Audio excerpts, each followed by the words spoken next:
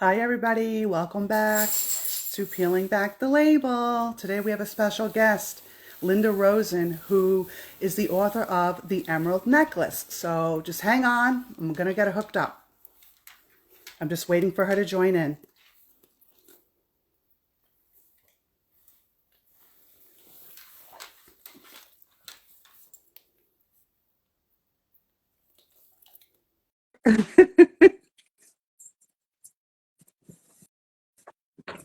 Hi, Rebecca.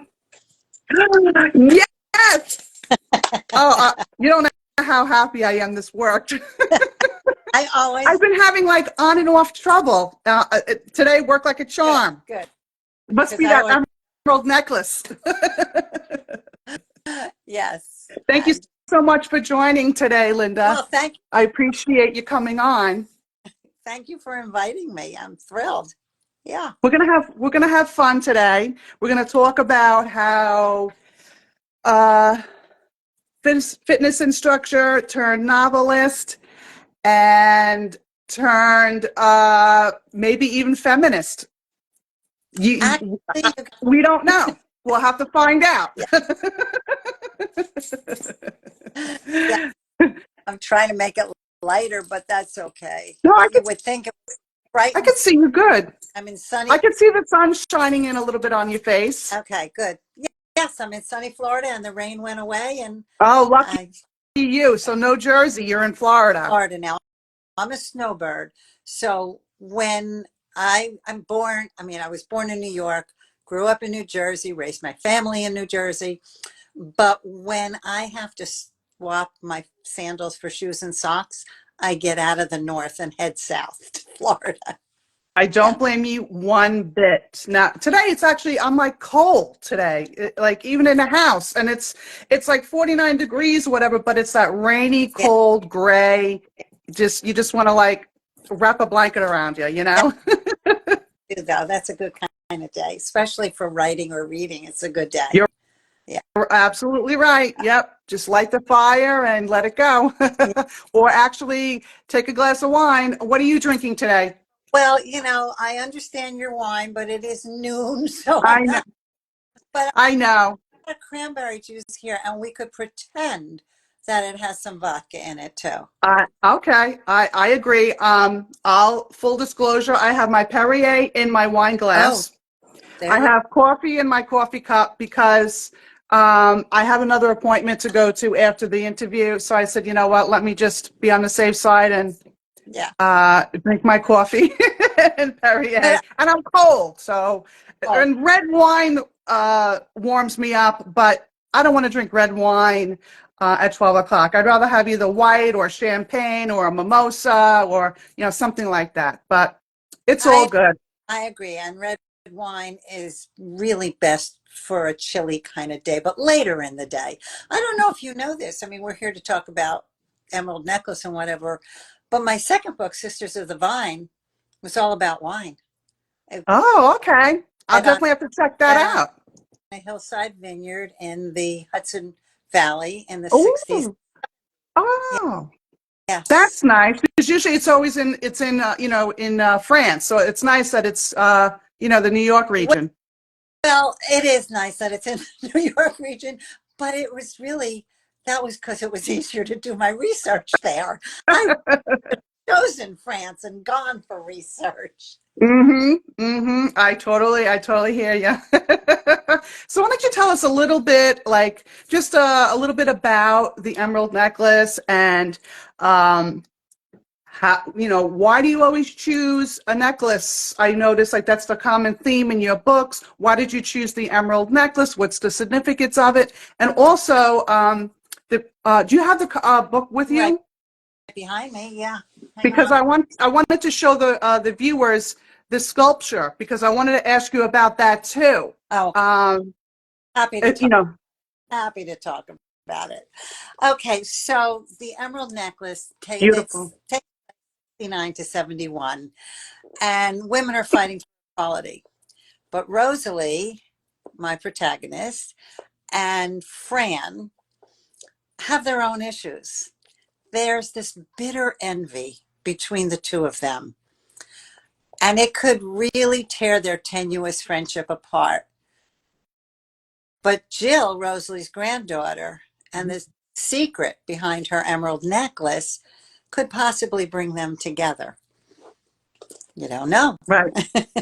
You have Yes. to read the book. So how to get to the emerald necklace and the sculpture on it? Okay, so I mentioned Sisters of the Vine, which was my second book, and that took place in the 60s and 70s. And I was not done with that period of time yet. It was really the second phase of feminism.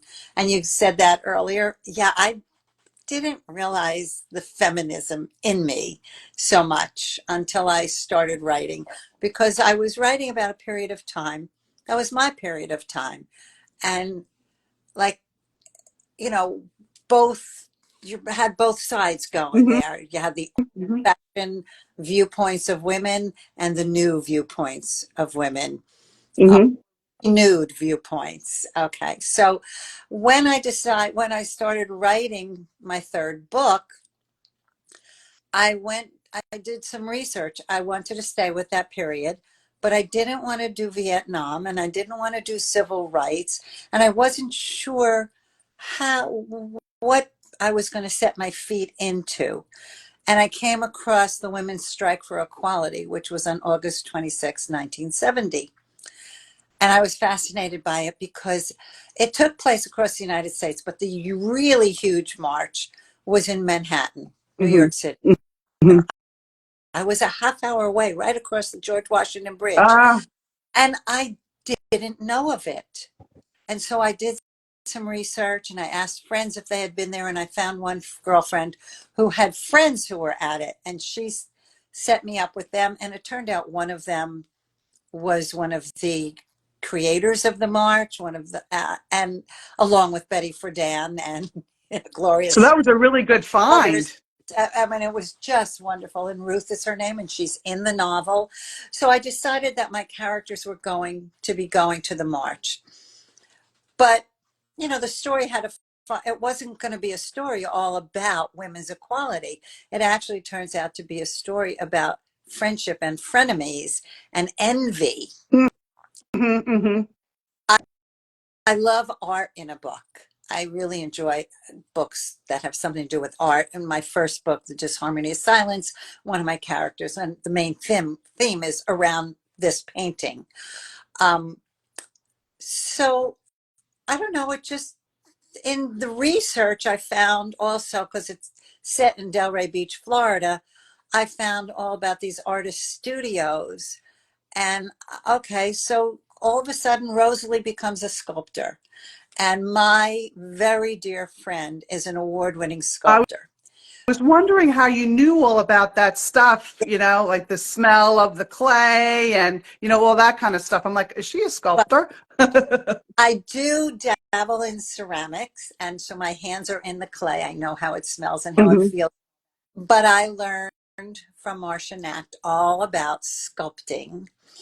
And in fact, some of her pieces inspired some of the pieces that Rosalie is working Oh, on. that's nice.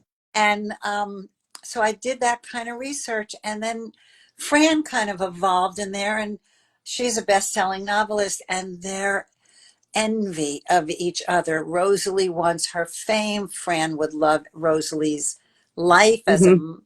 grandmother. Mother, grandmother, right? Story sort of evolved from there. But why an emerald necklace?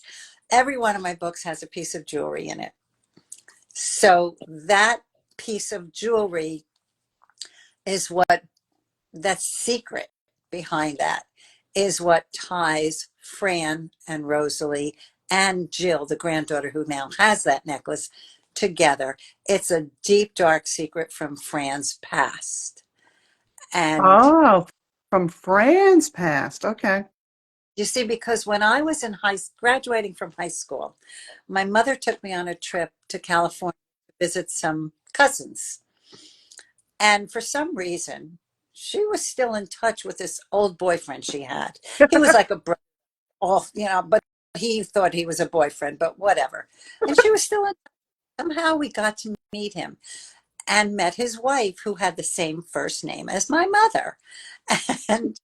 And she was wearing a ring that my mother complimented her on.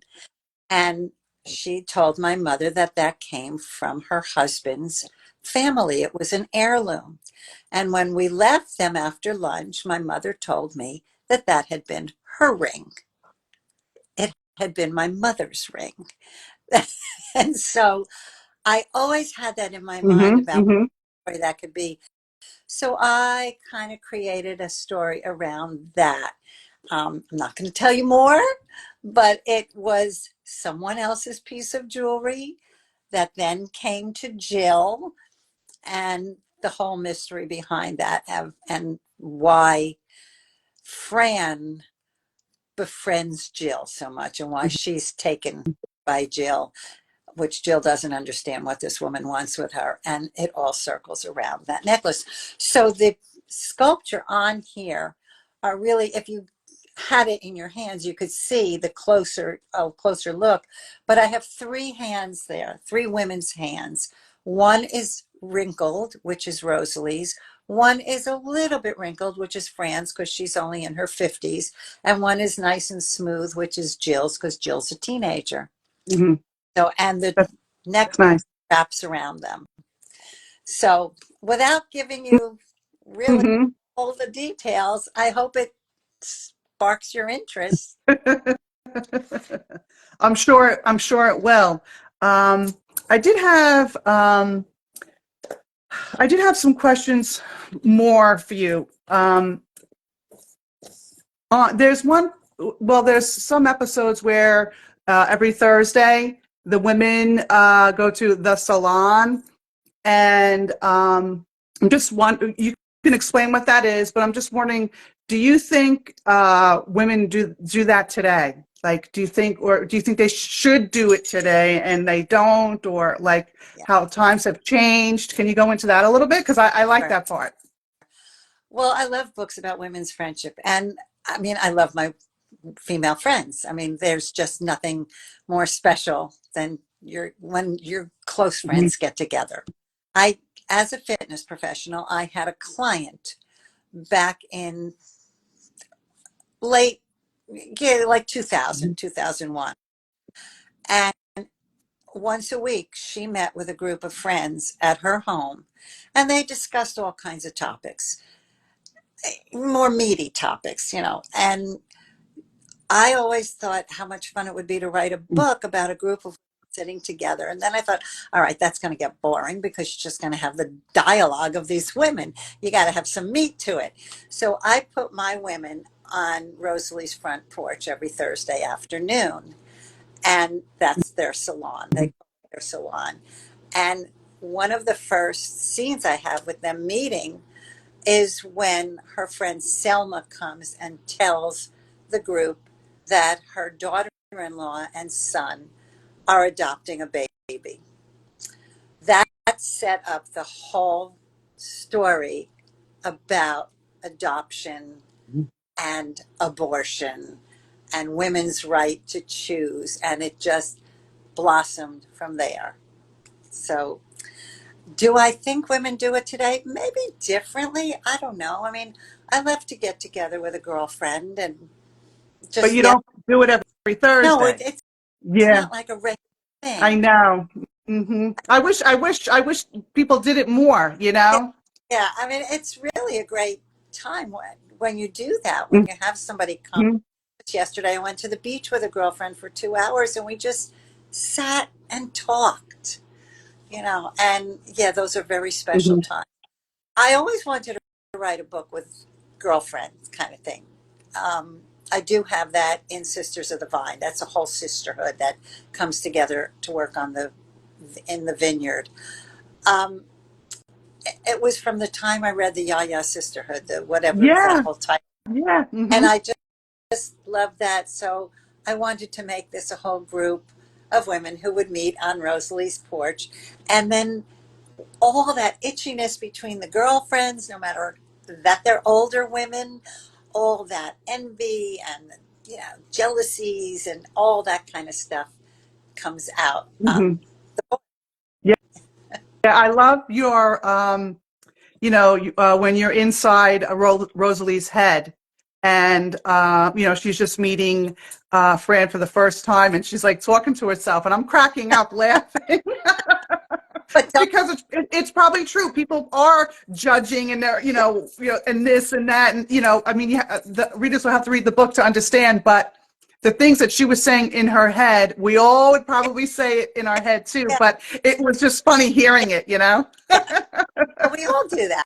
hmm Absolutely. No, hmm You just don't say it out loud. no, you don't. Right. And I had fun with that. In fact, when I had them all on the patio or on the porch together, originally I was writing it in everybody's head. I had all these different points of view, and then it just wasn't working. It was too many head hopping kinds of stuff. So I made mainly gave it to Rosalie and Fran hmm and separately, but yeah, it was fun going into their heads. Or even if I wanted to know what was in someone else's head, it was like, what did Rosalie think? Look at her eye. What is hmm she thinking? That kind of thing. Yeah, I love that. And the also you got with the ladies on the porch, they talked about their different perspectives, Yes. which Well, which that was nice. um, because I did bring up abortion, and I wanted to show all the different viewpoints on it. I was not making this a political hmm stance.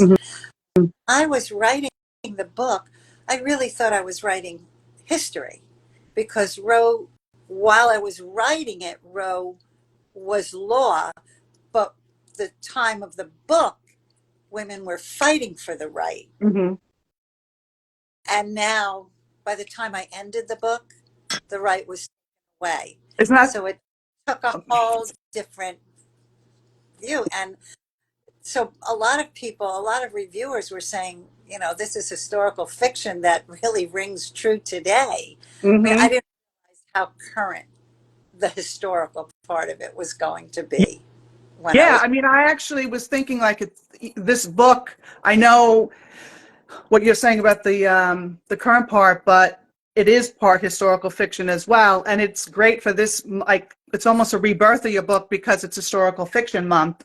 So, Yeah, any but historical yeah, fiction readers out there, this is like it's almost your year anniversary. yeah, book is perfect for Women's History Month because hmm not only is it the women and the history of the 60s, late 60s, early 70s, when women were fighting for equality and the right to choose. I have Rosalie's mother and her talking about her mother who was fighting for the right to vote. So That's amazing. I like to think of the book as like the women in the book are the shoulders that we today stand on. It's true. Yeah. Without them, it's true. Trying to think what else I wanted to ask you. Um, the oh, okay. Um, I noticed that someone had asked you in a previous interview. I can't remember that question, but it was something like, "How do you embrace life?" or like, "What is your motto?" Type of thing, mantra. And you said, "Be true to yourself. Do what you feel is right." And that just it after like me dealing with so many authors, to me it's like a common thread for authors. Be your own self. Don't worry about the trends. Just do what you want to do. Don't worry about writing what somebody says you should be writing about. Write about your passions. And I just like that you had said that. Be true to yourself. That really rang nicely. Well, thank you. If I'm writing what somebody else told me to write, I don't think it could be a good book. It's got to come from within me. Though Mm-hmm. I know that in publishing, that does happen. You know, that some authors are told, no, I don't want you writing historical fiction anymore. We got to get romance because that's what's going to sell. Mm-hmm. You know, um, I'm fortunate that my publisher does not do that to me, and that I can write what I want to write because it's got to come from within me. Agreed. Yeah. Agreed. definitely agreed. What else did I have?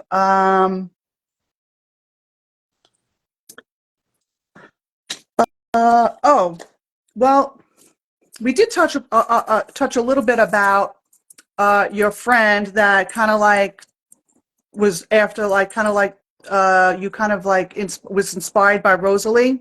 Is there now? You said was she the fitness? Who was she again? Wait, Like the lady that inspired you for Rosalie, oh, like the okay. lady, the porch Yeah, and all that. no, that was I was the fitness trainer. She was my client.